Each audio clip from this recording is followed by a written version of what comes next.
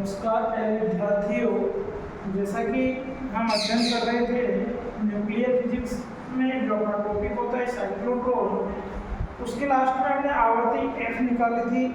आवर्ती F बराबर जो अपना सूत्र आया था वो था QB/2π, जिसे हमने V से व्यक्त किया है QB/2π है। उसके बाद इसमें हमने कहा है कि यदि कोई आयन स्रोत से उत्सर्जित जो इलेक्ट्रॉन है वो एक r त्रिज्या की वर्गाकार कक्षा में गति करता है और उसका वेग अधिकतम हो जाए, उसका मैक्सिमम वेग हो जाए, तो उसे v मैक्सिमम से व्यक्त करते हैं। तो हम v मैक्सिमम बराबर लिख सकते हैं QBr/n। मैक्सिमम बराबर अपना मान प्राप्त होगा QBr/n। उसके बाद हम जानते हैं कोई भी कण होता है जिसकी गतिज ऊर्जा P बराबर 1/2 mv² होती है।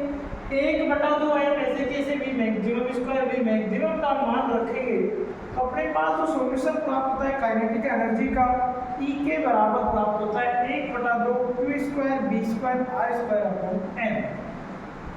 ये आपके साइक्लोट्रॉन की आवर्ती और उसके कण की गतिज ऊर्जा के बारे में हमने अध्ययन किया है।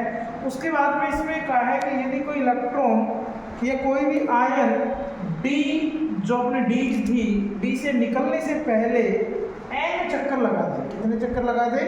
n चक्कर लगा दे, तो कुल ऊर्जा E बराबर होगी E बराबर 2n QV। ये भी इम्पोर्टेंट फॉर्मूला होता है, डायरेक्ट एग्जाम में पूछा जा सकता है कि कोई भी साइक्लोट्रॉन से निकलने से पहले यानी कि D से निकलने से पहले आयन यदि n चक्कर लगाता है तो साइक्लोट्रॉन से निकलने वाली जो कण की ऊर्जा होगी, गतिज ऊर्जा होगी, वो E बराबर क्या होगी? 2N Q V होगी। उसके बाद में अपन पढ़ते हैं साइक्लोट्रॉन में चुंबकीय जो फोर्सन होता है इलेक्ट्रॉन के द्वारा जो होता है वो किस प्रकार से होता है।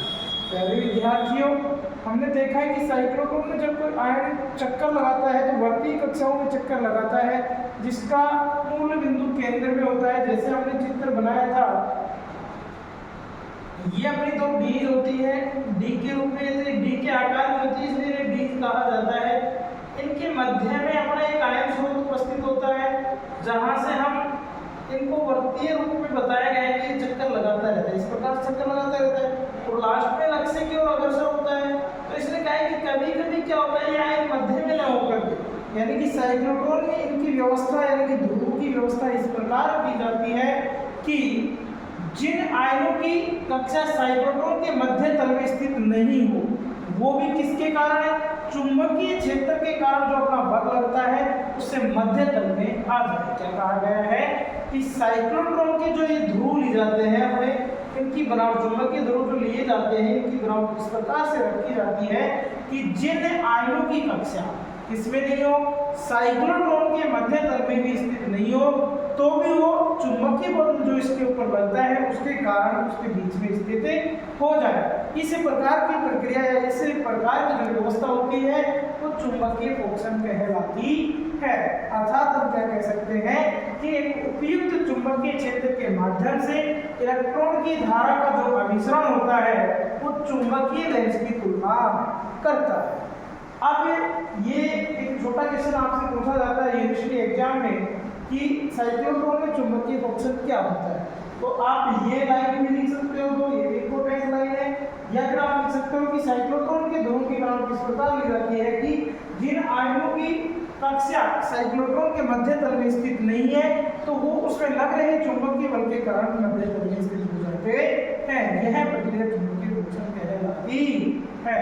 इस प्रकार से अपना ये साइक्लोट्रॉन जो टॉपिक था वो कंप्लीट हुआ, लेकिन इसकी कुछ सीमाएं होती हैं कि क्या नहीं कर सकता है। सीमाओं का मतलब ये तो कहाँ तक ये कार्य करता है, तो इसमें पहली सीमा जो बताई गई है कि साइक्लोट्रॉन द्वारा जिसको त्वरित नहीं किया जा सकता, इलेक्ट्रॉन को और जो आवेशहीन होते हैं, आवेशहीन तो न्यूट्रॉन, उनको त्वरित नहीं किया जा सकता है।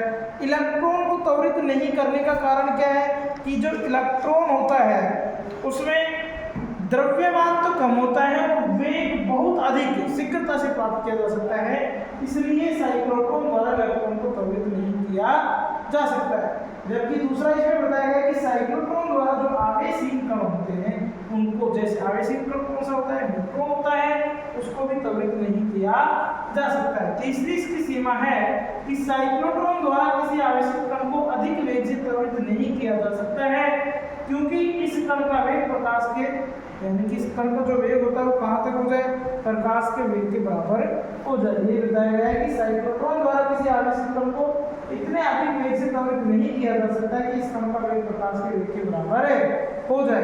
तो विद्यार्थियों, इस प्रकार से ये जो अपना बहुत ही इंपॉर्टेंट टॉपिक था साइक्लोट्रॉन, जो हर कंपटीशन एग्जाम में आता है, हर यूनिवर्सिटी एग्जाम में आता है, वो कंप्लीट हो चुका है। इसके ऊपर न्यूमेरिकल हम अगली क्लास में देखेंगे।